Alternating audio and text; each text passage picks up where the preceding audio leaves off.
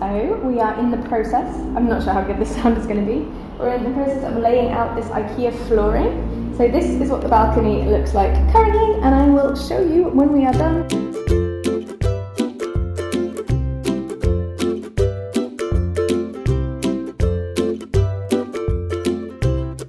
It is 9 PM on Saturday night, and I am here for you only, and then I'm going straight to bed. Like, I dragged myself out of bed to give you guys this reading update. IKEA has proper drained me. But I just wanted to let you know that I had finished Northanger Abbey. I thought this was such a sweet story. It definitely wasn't Austen's best, but it was just so adorable. Like, I couldn't help but loving Catherine, and that's not just because we share a name, but she was just innocent and trusting, and, you know, her opinion was so easily swayed. She was the absolute picture of an innocent 18-year-old, and I adored it. I really was worried for her throughout all of the bath scenes, and there are some so good quotes in here about reading and about women's rights. Jane Austen just kind of like laughing at the fact that men can go and do things and women couldn't, and making other people laugh at them, and it was just absolutely wonderful. So I'm definitely glad I picked this one up. I'm just so happy that I read Northanger Abbey, and also my Transfiguration owl is now past.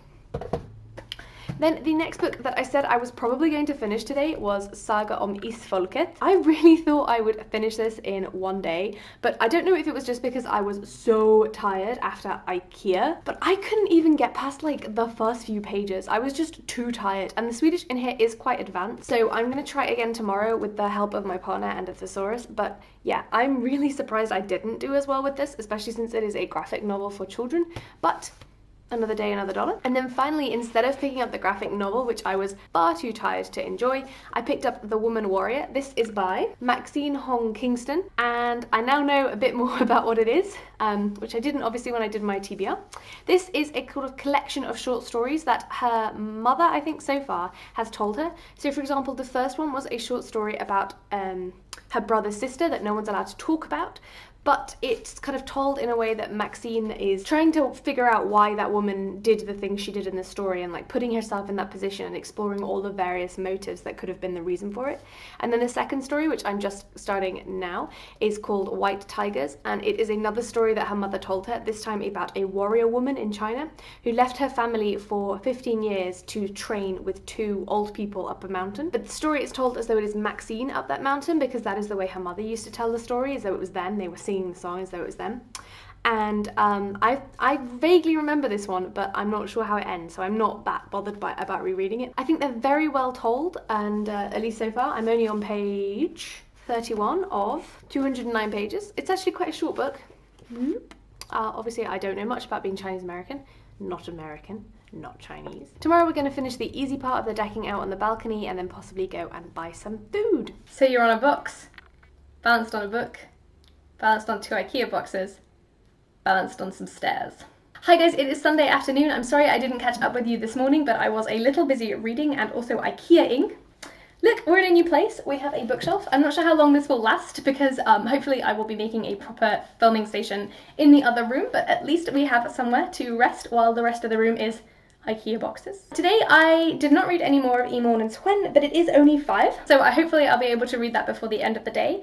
I did read up to 50% of The Woman Warrior. Now, it is a collection of short stories that the author's mother has told her from China. So I'm currently in the middle of one called Shaman, which is kind of her mother's life story and how her mother became a nurse and all of the ghosts that her mother saw as she kind of like was studying, and then the ghosts that she sees in the Western world. She actually refers to all Westerners as ghosts. So there is the mailman ghost, there is the garbage collecting man ghost, there is all sorts of ghosts. And this is kind of them navigating a world where they want to be American, the kids that is, but they kind of like have all of this baggage from being raised by immigrants that they feel is kind of like affecting their ability to live, but not necessarily in a bad way. I don't think the author intends to convey that. She describes it as a suitcase stuffed with home-cooked food. So take that from that what you will. But I am enjoying it. The writing style is a bit odd. It definitely isn't a 5-star read from me, and I don't even think it's a 4. Currently, hopefully one of these short stories that is coming up will amaze and impress me, and then it will magically transform into being a 5-star, but currently we are just not there for me. I promised to take you guys out to see the flooring after today, and it is sort of improving, so I will let you see it. It isn't finished yet though, so hold your judgments until we actually finish it. So, as you can see, we've mostly got flooring now everywhere, and we have a couch. Isn't that cool? So we're kind of in the process of doing this. So we've done all of the blocks that don't need to be sawed, but there's still quite a few that do need to be sawed. Look at my couch. This is where I'm going to do most of my writing, I hope. So it's very bright out here. All right, I'm going to go, and I'll see you guys tomorrow. So as you can see, we have moved to the kitchen. That is because my partner is sick, so the normal filming place is out of bounds. And yeah, we've been thrown to the kitchen. All right, so I just wanted to give you a really quick update. I finished The Woman Warrior, A Childhood Among Ghosts. I talked to a couple of my Chinese friends over lunch today, and they said that ghosts is the Chinese version of, I mean, they just said the word, but I don't want to say the word on the internet. A discriminatory word for people not of your race. There we go. And so they were actually quite like surprised that someone would have written it on a book. Yeah, they were almost offended. So that was cool to find out. And a lot of the things in here were very, I mean, it was my pick for History of Magic, so it was published over 10 years ago. So, I mean, the beliefs in here are old, and the author says at one point she has white hair, so of course the things she heard in her childhood would be old. But there are a couple of Chinese sayings and stuff in here that really devalue girls. And both of my Chinese friends were like, yeah, people used to think that like 100 years ago, but not anymore. And I was like, yeah, we used to think that 100 years ago too. So I don't know. I didn't really enjoy this book. I probably wouldn't recommend it unless you wanted to find out more about the Chinese American experience and like fables that they told their children as they were growing up. Although this says it is a non-fiction, it is actually more of a fiction, like 4 short stories that this woman is telling about her mother. But they're like talk stories, so they're fables that her mother told her that then she's retelling in this book, and then they're kind of very loosely intertwined with her life, like very loosely. So yeah, it's not really a non-fiction memoir so much as it is just a couple of short stories. I'm glad I read it. I mean, I'm not going to give it a very high rating because I didn't enjoy it. I didn't like the way it was written. Unfortunately, another disappointment for the month. So I'm on like 4 books and 4 disappointments, but I have passed 4 owls, so you know. Now the only owls I think I have left for my librarian career is Ancient Runes. No, not that one. Arithmancy, which is to read a book by 2 authors, which I'm reading a Swedish comic book for, Defense Against the Dark Arts, which is obviously to read a book beginning with R. But instead of studying for either of my required owls, I decided to go with astronomy. Is that what it's called in Owl's Land? And pick up the Calculating Stars. So the prompt for this one was to choose a book with stars in the title. Obviously this has one. It is quite a long book. It's over 400 pages long, so it's not like... It's over 400 pages long, so it's not like an epic fantasy, but it is quite a long book. So I'm hoping to get to page 100, maybe a little further tomorrow on the bus. But I'm also beta reading for my friend, which is really exciting, so we'll see. I just fancied picking this up rather than one of my R titles. I still haven't really decided which R title I'm going to use for my Defense Against the Dark Arts. Like, I have Red Sister, which I'm hearing amazing things about Grey Sister, so like I really want to read that. But then I've also got this thing called To Ride Hell's Chasm, which looks amazing. And then there is Rebel of the Sands, which like loads of people are reading, so I kind of want to buddy read that with booktube in general, I guess. So, I don't know. But I'm going to catch up with this one and let you know my thoughts. So, I finally picked up The Calculating Stars by Mary Robinette Kowal. This book was amazing. It was like such a solid start, and it just continues on and it just sucks you in. I am loving this book, and the first like 2 chapters, I felt that the author's voice was really stilted, and I think that's what a lot of authors do when they're writing in a new genre, or they are new to writing in general. They really like, I think it's because you write the first chapter and you know, before you've really found the tone for the book, and then you come back and edit it. And I have a couple of ideas for avoiding that in my own work now that I have read quite a few books where that is a problem.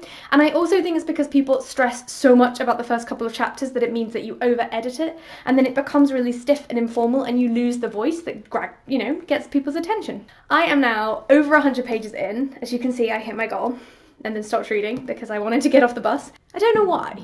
Alright, look, I don't know why, but I wasn't expecting this book to be about what it is. It is an alternate history of the United States and, you know, internationally the world, when a meteor strikes the Earth in 1952, sets into motion a whole lot of changes. But it's 1952, so our main character, even though she is a calculator for some of the best rocket scientists, and she can do like amazing maths in her head, she is forced to the sidelines while her husband, an amazing rocket scientist, gets pushed to the forefront. And she is a pilot. She has always been a test pilot. She has flown in combat, and she wants to be an astronaut. And they won't let her because she's a woman. They won't even let her speak most of the time. I've never related to something so much in my life. Like, I'm a physicist and I work in computer science, which means I have experienced a lot of this as I was growing up. Luckily, I went to an all-girls school, so I didn't have the same experience that she had in in kind of like secondary school and being forced to stand up to boys when you're more clever. That was something I only had in primary school, luckily, and since hitting the workforce, I have worked in some quite enlightened, you know, regions of the world, and I've worked in the United Kingdom and I've worked in Sweden, which are kind of like big feminist countries, and still so much of this was relatable. I think I would have scratched my own eyes out if I'd been born in 1952. So far, I'm loving this. She is Jewish, the main character. She stays with a black family, and like that opens her eyes to inherent racism. I'm loving this book. I'm gonna buy a copy of this book if it continues in this vein, and like, I'm just going to wait until the whole series is out, because I'm not sure if it's a duology or a series, but as soon as the whole series is out, or the whole duology, or whatever you want to say, I'm going to buy them all so I have them in matching covers, because this, honestly, like, was a joy to read, and all the time I have goosebumps from reading it. Mary Robinette Kowell, I no longer feel like you are just an anonymous voice on a podcast telling me how to write, and I don't know any of your writing, so I don't know if you're any good. Now I know you're an amazing novelist. It uses a lot of astronaut speak and a lot of fighter jet speak and a lot of military speak and acronyms and stuff, and they are explained to the reader in a non-patronizing way, but the main character is able to use them because of her history in the army and the air force and working as a calculator in one of the premier national advisories. It's so good!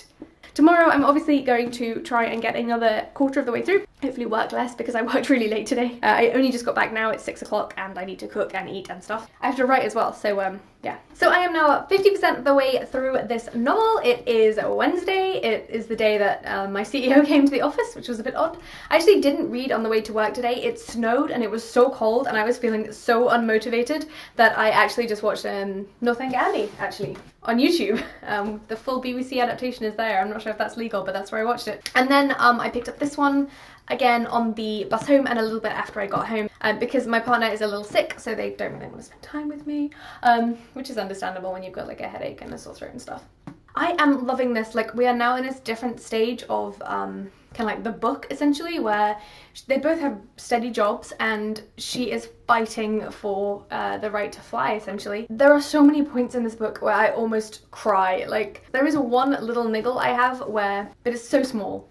It's just like they're having an argument about racism, and one of the black people says that they don't want to be exploited, and the main character says, I'm not asking to exploit you, I'm asking you to do something else other than, you know, clean or I can't remember what the example she used were, but clean or cook or something. And the first woman is really offended and she says, well, see, you can only think of me in those roles. But actually, the word exploited means those roles. So I actually think that the question, I don't want to be exploited, or the statement, I don't want to be exploited, is the thing that conjures those roles, and not the colour of your skin, if that makes sense. If someone said to me, I don't want to be exploited, I would also say, I'm not going to overwork you and make you do mundane things. I'm offering you a chance to do something fun. I think I will finish it either tomorrow. I'm hoping tomorrow, but probably on Friday. We are currently waiting for burgers to be delivered to our house. So it is Thursday night. It is just after 6 p.m. and obviously I have finished The Calculating Stars. I don't know why I said obviously, I didn't expect to. I read almost half the book today, including the after book historical note. This was only published last year. Like, why haven't I seen more hype about this? This book was incredible. As a physicist and as a woman in science, like, the main character suffers from anxiety, her brother has polio, there are lots of different races and nationalities represented, and I just think that Mary Robinette Kowell has done an absolutely amazing job of bringing the 1950s to life in this kind of like alternate universe where humanity's survival depends on getting to space and colonizing it, and it's just so wonderfully written. My dad and I are going to be buddy reading Daisy Jones and the Six.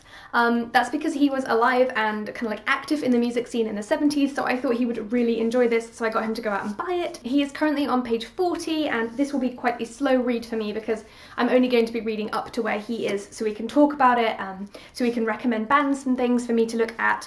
And yeah, I'm just really looking forward to reading this with him. He's so special to me, and he's honestly one of the best people I know, so being able to share my love of books with him is just wonderful. So yeah, I'm buddy reading this with my dad, and I'm going to get started now. It's probably going to take us over a month to read, but I'm just really excited. So now that I have finished The Calculating Stars, my astronomy owl is complete, and I need to move on to my Defense Against the Dark Arts. This is Reducto, spell starting with an R, a book title starting with an R, and I have gone with To Ride Hell's Chasm. I am cheating a little bit because to begins with a T, but G said that the beginning word can be discounted if it isn't really a word, and the, for example, isn't really a word, and I don't think to is either in this case because it's to ride. Could also be riding Hell's Chasm. Anyway, I'm really excited to pick this up. Obviously, I've chosen another absolute hefter when I have Rebel of the Sands. Right here, guys. I'm really intrigued by this. I've never heard of O.W.L.s before, and I'm just kind of excited to get my hands on a new author that I haven't really heard talked about much. Yes, the text is small, but I'm a very fast reader. So I think I probably will finish this, maybe not in a day, but certainly in a weekend, maybe. We will have to see. This is a fantasy, if you couldn't tell. It is about a man in a court who's kind of like an outsider. He's head of the guard, but he's not really trusted by anyone. And when the princess doesn't turn up for her betrothal banquet, he is charged to find her and figure out what happened. And he's already on thin ice, so it kind of sounds like an interesting political premise, and you guys know what I'm like with political thrillers, so hopefully I will race through this one. I'm not sure what we're eating tonight, but I should probably go and cook it, and I will see you guys tomorrow. Another blank white wall. I will be going back to the bedroom later to film, but I just wanted to give you a quick update. It is 5:30, I just got back from shopping. I've got some taco stuff because we're having tacos tonight. I am about 100 something pages into this. My goal is to get to 150, and I actually got to 103 so far, so I'm planning on obviously catching that goal. It was a bit of a stretch goal because this is a freaking huge book. Look how hard. Face for scale. It's 700 pages, so I just wanted to like get it off to a good start and like really power through today, and then maybe it won't be as intimidating and I can either finish it on Saturday or certainly by Sunday, and that's another exam down. And I also want to catch up to my dad in Daisy Jones and the Six. As you know, because I mentioned it yesterday, we are doing a buddy read together, so I really want to catch up to where he is, which is the It Girl interview. It's a couple of pages, so I really want to read this today. So my best writer friend and I are critique partnering, and I'm currently working on her first 4 chapters. I keep saying 5, but it's actually 4. So I just want to, I've only got 1 chapter to go before I send it back to her, so I just want to like have that finished tonight. So my goals for the night are cook and spend some time with my partner, catch up to my dad in Daisy Jenkins reads Daisy Jones and the Six. I had to check. Reach page 150 in that massive book, and then also actually write some more dialogue and world building into my chapter 3 for my novel, because I had a thought while running yesterday and I haven't had the chance to actually write it up, and I think it's going to be really good. Alright, so it is the end of Friday. I am just about to brush my teeth and head off to bed, so I thought I'd give you guys a little wrap up of the vlog. So the vlog started on Saturday and I was reading this one, I think. I really enjoyed this. It had a lot of Jane Austen's trademark satire. The heroine was very lovely and adorable and completely obtuse to everything in society. I honestly think this might be a little bit of autism rap, because she just can't understand the subtleties of talk. She can't understand that when someone says something, they might not mean it. But she is such a lovable hero, and all of the characters were fully formed. It wasn't my favourite Jane Austen work, but I did enjoy reading it nonetheless, and it gave me quite a few chuckles. So the next book that I finished and read was The Woman Warrior, so where Northanger Abbey was for my Transfiguration prompt, this one was for my Ancient Runes prompt, which was to read a book published over 10 years ago. This one was published in the 1980s, so it definitely fit that prompt. Apparently this, I didn't know, but this is actually taught in university courses on American literature. I did not enjoy this. I was speaking to quite a few of my Chinese colleagues who were baffled, honestly, by quite a lot of what was in this. I don't know, maybe it's one of those unreliable narrator things, but I didn't think of this as a non-fiction or a biography. This was more like a series of short fictional stories that a mother has told her daughter at various points, either to guilt her into behaving or to teach her more about their culture, but it wasn't a cohesive story and it was all over the place. I just didn't enjoy this. Not my cup of tea. The next book that I picked up and finished during the week was The Calculating Stars, and this was for my astronomy prompt, which was to read a book with star in the title. I am so glad I picked this up. This had such a strong tale of like love and friendship and women working together to overcome a very patriarchal society. The only things I didn't like about this were that the husband is way too perfect. Like, they just have the perfect relationship. But the rest of it, and obviously I spoke about some of the scenes where the author's pushing conflict through diversity in a way that was very artificial and could have been done a lot better. But I still adored this as a physicist and as a woman who works in science and engineering. This was so delightful. I'm definitely going to be picking up the sequel, which is The Fated Sky. It has said before that it is a duology. 5 out of 5 star read for this. I'm actually going to do a book tag based on this one, so keep your eyes peeled. I picked up and didn't finish To Ride Hell's Chasm. As you know, I was planning on reading 150 pages today, and I actually did manage it, which is incredible for me.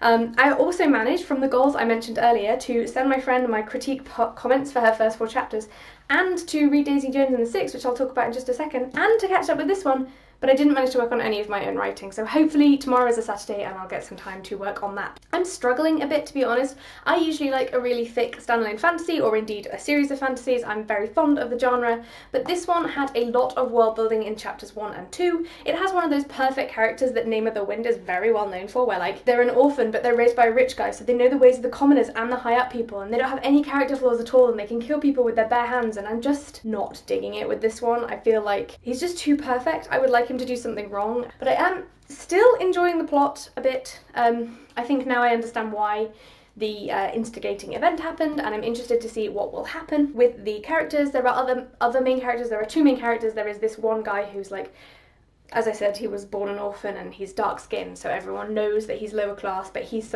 somehow won a place in the guard. And then there is the other main character who is nobility and has earned his place as a king's guard, but people are starting to mistrust him because he isn't a racist bastard. Yeah, the themes in this one are pretty underlined as well. But I am enjoying it nonetheless, even despite the kind of like word dump world building that went on in the first couple of chapters. And I'm interested to see where it goes, because obviously we have kind of like almost solved it and there is 75% of the book to go. 80%. I've only read 20%. But I'm hoping to get this finished over the weekend, so check in my next week's vlog to see if that was managed. The other book that I mentioned I was going to pick up today was Daisy Jones and the Six. This is a buddy read with my dad, which means I do not get to pick the pace. He is definitely picking the pace. He is not as comfortable a reader as I am, and obviously I can read other books, so I don't mind letting him kind of like take charge.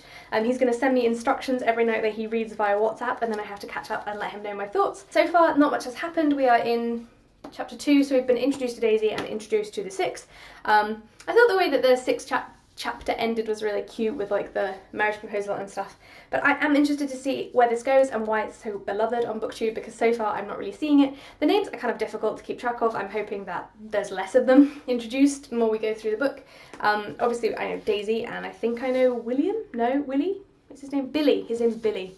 But the others could be anyone. I'm trying to keep track of the brothers because I feel like that will probably be important. And Karen is just fantastic. I love her so. And finally, in my TBR for this week, I said that I was going to read A Morning's When, which is a comic book, clearly, written in Swedish and written by more than one author, which answers the arithmancy prompt. I read about maybe not even half, maybe a third of the way through this. I really struggled with this. Now, we did have company on Saturday and Sunday, which did leave me feeling a bit wiped for Swedish, and I worked overtime one night this week, but that isn't really an excuse. It's only this many pages long. I don't really like the art style. I don't really like the characters. Like, I have no idea what's happening. I should really focus and try and finish this tomorrow though, because it's such a short read and I need it for me owls. That is it for this week's reading. I read a total of 3 and a bit books, which is pretty good. I also have a really cool idea coming up for one of my videos, which I'm really excited about, and I hit 100 subscribers, so I just want to say thanks again. I definitely wasn't expecting to, and I'm just, I don't know, so grateful and excited that so many people are interested in what I say, considering I just talk about nonsense half the time. But yeah, that is it. I'm gonna go lie down because everything aches. I've been so active today and yesterday, and yeah, just need a rest, need a bath, something like that. I hope you guys find something awesome to read this week. Let me know how your week was down below, and see you on Sunday.